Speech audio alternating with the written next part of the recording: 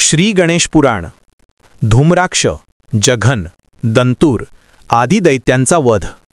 अध्याय 12 ते 15. श्री गणेशाय नमः. सूत म्हणाले, श्रोते हो, कश्यप ऋषी पूर्वीपासूनच काशीच्या राजांकडे धर्मकार्यांचे पौरोहित्य करत होते. एके दिवशी काशीचे राजा ऋषी कश्यपांकडे आले व म्हणाले, मुनिवर्य, माझ्या पुत्राचा विवाह ठरला आहे. या मंगलकार्यात तुम्हीच पौरोहित्य करावे अशी माझी विनंती आहे. ते म्हणाले, राजा, या चातुर्मासात मी यज्ञ करणार आहे.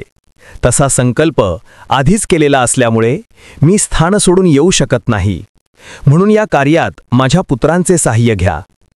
त्यांचे म्हणणे काशीच्या राजांनी मान्य केले.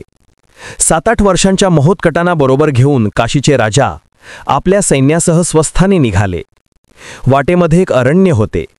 त्या अरण्यात धूम्राक्ष नावाचा एक दैत्य स्वतःला झाडाला उलटे टांगून घेऊन 10,000 वर्षांपासून तपश्चर्या करत होता. तो नरांतकाचा चुलत बंधू होता आणि तो धूम्रसेवन करून राहत असे. काशीचे राजा त्या अरण्यातून मार्गक्रमण करू लागले. योगायोगाने त्याचवेळी धूम्राक्षाची तपश्चर्या फळास आली. त्याच्यावर प्रसन्न होऊन सूर्यदेवाने एक देदीप्यमान अस्त्र पाठवले. कोणाचाही लीलया संहार करू शकेल असे ते महाप्रलयकारी अस्त्र वेगाने खाली येऊ लागले. त्या अस्त्राकडे महोत्कटाचे लक्ष गेले. ते धूम्राक्षाच्या हाती लागले तर तो त्रिभुवनाला त्राही करेल याची त्यांना कल्पना आली. महोत्कटाने उड्डाण करून ते अस्त्र पकडले आणि त्याच अस्त्राने धूम्राक्षाचा वध केला. त्याची किंकाळी ऐकून त्याचे जघन आणि मन्यू हे 2 पुत्र तिथे धावत आले. आपल्या मृत पित्यापाशी काशीराजा आणि एक ब्राह्मण बटू उभे असलेले पाहून दोघेही संतापाने बेभान झाले. ते काशीच्या राजावर धावून गेले व म्हणाले, दुष्ट, कृतघ्न, हे तुम्ही काय केलेत? नरांतक तुम्हाला ठार करणार होता. त्या भीषण प्राणसंकटात या आमच्या पित्यानेच मध्यस्थी करून तुम्हाला वाचवले. त्या उपकाराची तुम्ही अशी परतफेड कराल असे आम्हाला कधीच वाटले नाही. आता तुम्ही जिवंत राहणार नाही. ते ऐकून काशीच्या राजाला भीतीने घाम फुटला, घशाला कोरड पडली. ते म्हणाले, दैत्यपुत्रांनो, माझ्यावर रागावू नका. माझ्या पुत्राचे लग्न ठरले होते. त्यासाठी या लहानग्या कश्यप पुत्रांना घेऊन मी माझ्या वाटेने जात होतो. तेवढ्यात या बटूने तुमच्या पित्याचा वध केला. म्हणून तुम्हाला जी काही शिक्षा करायची असेल ती यांना करा. मी निर्दोष आहे. तेव्हा जघन आणि मन्यू महोत्कटाकडे क्रोधावेशाने बघू लागले व शस्त्र उगाडून त्यांच्या अंगावर धावले. त्यांचा पवित्रा पाहून महोत्कटाने मोठी गर्जना केली. त्या निनादाने दशदिशा दुमदुमल्या. मग महोत्कटाने इतक्या जोराने श्वास सोडला की त्याच्या झोताने ते दोघे आकाशात उंच भिरकावले गेले. ते नरांतकाच्या नगरातील एका घरावर पडले आणि जागीच ठार झाले. त्यामुळे तिथे एकच घबराट माजली. दूतांकडून ते वर्तमान समजताच नरांतकाने काशीच्या राजांना व महोत्कटांना अटक करण्यासाठी आपले 1000 सैनिक पाठवले. तेव्हाही महोत्कटाने केलेल्या गर्जनेच्या निनादाने बहुतेक सैनिक गारद झाले. जे कोणी वाचले त्यांनी सदर घटनेबद्दल नरांतकाला सांगितले. ते वर्तमान ऐकून नरांतक अतिशय संतापला. त्याने आपल्या सेनापतींना त्वरेने बोलावून घेतले व म्हणाला, तुम्ही कश्यप पुत्रांना धडा शिकवा. काशीराजांच्या नगरात मोठे उत्पात घडावा. त्यांच्या पुत्रांना दिसताक्षणी ठार करा. इकडे महोत्कटांना घेऊन काशीच्या राजाने आपल्या नगरात प्रवेश केला. लोकांनी त्यांचे उत्साहाने स्वागत केले. प्रधानांनी त्यांच्या सन्मुख जाऊन त्या दोघांचे पूजन केले. वाजत गाजत मिरवणूक निघाली. महोत्कटाला पाहण्यासाठी लोक ठिकठिकाणी दाटीवाटीने उभे होते.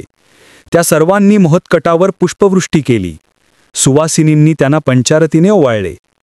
त्या समयी त्यांच्यामध्ये कोणाला रुधाचे, कोणाला श्रीहरीचे, कोणाला बलाढ्य वीरांचे तर कोणाला ब्रह्मतत्वांचे दर्शन झाले. अर्थात ज्याचा जसा भाव असेल तसे त्याला दर्शन घडत होते. पुढे नगरातील मुलांनी महोत्कटांना त्यांच्या समवेत खेळण्यासाठी खूप आग्रह केला. तेव्हा महोत्कटाला त्यांचे मन मोडवेना. त्या बालकामध्ये दंतूर आणि विंधर हे 2 दैत्य रूप पालटून आले होते. खेळता खेळता त्या दोघांनी महोत्कटाला दोन्ही बाजूंनी आवळून ठार मारण्याचा जोरदार प्रयत्न केला. तेव्हा त्यांनी स्वतःला सोडवून त्या दुष्टांना इतके घट्ट आवळले की त्यांच्या हाडांचा चक्काचूर झाला. गतप्राण होऊन दोघेही खाली कोसळले. त्यांची महाकाय कलेवरे पाहून लोकांच्या छातीत धडकीच भरली. त्यावेळी पतंग आणि विद्युत हे 2 दैत्य वायुरूपाने महोत्कटाचा घात करण्यास आले. त्या वेगवान झंझावातामुळे प्रचंड धूळ उडाली, मालमत्तेचे मोठे नुकसान झाले, महावृक्ष उन्मळून पडले आणि लोकांमध्ये एकाच घबराट पसरली. त्या सर्वांना दिलासा देऊन महोत्कटाने त्या राक्षसांना गाठले आणि त्यांचे गळे दाबून एकेका मुष्टीनेच त्यांना गारद केले. मिरवणूक पुढे जात होती. तेवढ्यात एक दैत्य मोठ्या दगडाच्या रूपाने रस्ता अडून बसला. लोक संभ्रमात पडले. इथे आधी पाहीच नव्हते, मग हा दगड अचानक कुठून आला, अशी कुजबूज सुरू झाली. महोत्कटाने त्याला ओळखले आणि आपल्या अंकुशाने त्या दगडाच्या ठिकऱ्या उडवल्या. तो राक्षस छिन्नभिन्न होऊन विखरून पडला. अशा प्रकारे राजधानीत प्रवेश केल्यापासून महोत्कटाने 5 दैत्यांना यमलोकी धाडले.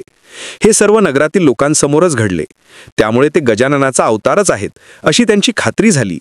त्यांनी जय जयकाराच्या गर्जनेत त्यांना राजप्रासादात नेले. काशीराजांनी त्यांची पूजा केली, त्यांची उत्तम व्यवस्था ठेवली. दुसरा दिवस उजाडला. धर्मदत्त नावाचे एक ब्राह्मण राजांना भेटण्यासाठी आले.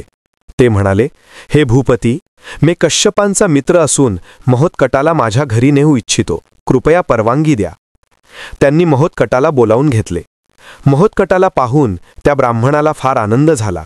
ते म्हणाले, बाळा, मी तुमच्या पिताजींचा परम मित्र आहे. मी तुमच्याविषयी खूप ऐकले आहे. तुम्ही गणपतींचे अवतार आहात अशी माझी पूर्ण श्रद्धा आहे. म्हणून तुम्ही माझ्या घरी आलात तर मला समाधान वाटेल. त्यांची विनम्रता आणि भक्तिभाव पाहून महोत्कटाला संतोष वाटला. काशीराजांची संमती घेऊन महोत्कट धर्मदत्त ब्राह्मणासोबत त्यांच्या घरी जाण्यासाठी निघाले. तेव्हा त्यांच्या मार्गामध्ये कामासूर आणि क्रोधासूर हे 2 दैत्य रूप पालटून एकमेकांशी भांडत होते. तो तंटा विकोपाला जाऊन दोघेही हातघाईवर आले आणि वेगाने महोत्कटावर आदळले. ते पाहून लोक भयभीत होऊन पळू लागले. महोत्कटाला त्यांचा राग आला. त्यांनी दोघांचेही पाय धरले, त्यांना गरागरा फिरवले आणि दानकन खाली आपटले. मस्तकाचा चुराडा होऊन त्यांनी क्षणार्धात श्वास सोडला. मरताना ते राक्षसी देहात प्रगट झाले होते. त्यांना ओलांडून महोत्कट पुढे निघाले. तोच समोरून एक मदोन्मत्त हत्ती प्रचंड चित्कार करत त्यांच्या अंगावर धावून आला. घाबरलेले धर्मदत्त रस्त्याच्या कडेला पळाले. महोत्कटाने उंच उडी घेऊन त्या हत्तीचे गंडस्थळ गाठले आणि सर्व सामर्थ्यानिशी आपल्या हातातील अंकुश त्याच्या मस्तकात घुसवला. त्याचा विशाल देह निष्प्राण होऊन खाली कोसळला. त्यावेळी त्याचे बलाढ्य राक्षसात रूपांतर झाले होते. लोकांनी त्याच्या भोवती मोठी गर्दी केली.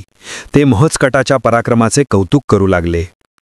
तो प्रताप पाहून धर्मदत्त थक्क झाले.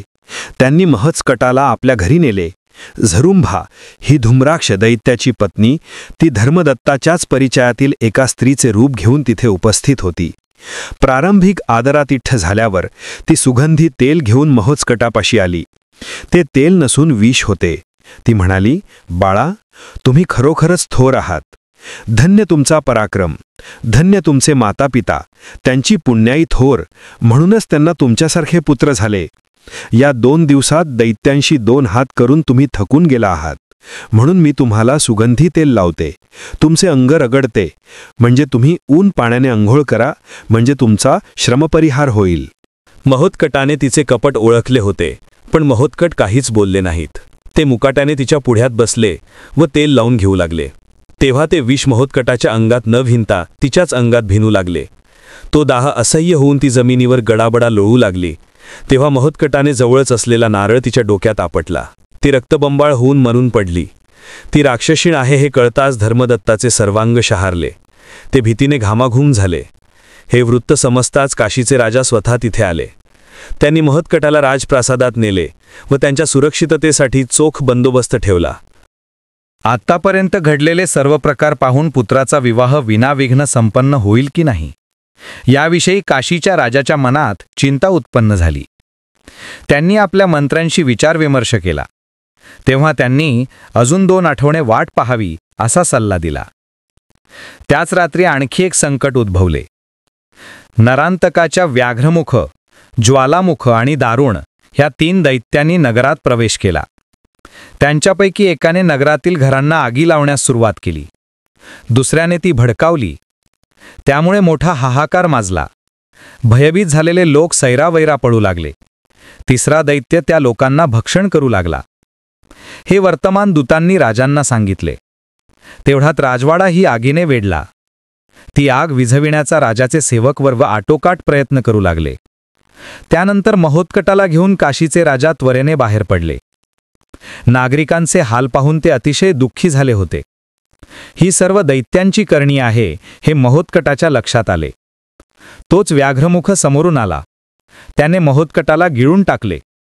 तेव्हा त्याने विशाल रूप घेऊन त्याचे पोट फाडले. मग अग्नी आणि वायूच्या रूपाने उत्पात घडवणाऱ्या अन्य 2 दैत्यांनाही गिळून टाकले. त्यांनी नगरावर एक दृष्टी टाकली तर काय आश्चर्य! ते पूर्वी होते तसेच झाले. ते महान सामर्थ्य पाहून लोकांनी त्यांचा उत्स्फूर्त जयजयकार केला.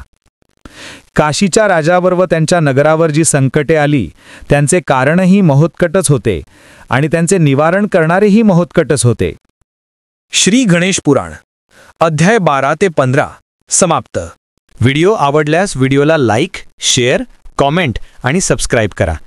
शेजारील बेल आयकनचे बटन प्रेस करा म्हणजे तुम्हाला माझ्या नवीन येणाऱ्या सर्व व्हिडिओचे नोटिफिकेशन मिळेल. व्हिडिओ बघितल्याबद्दल धन्यवाद.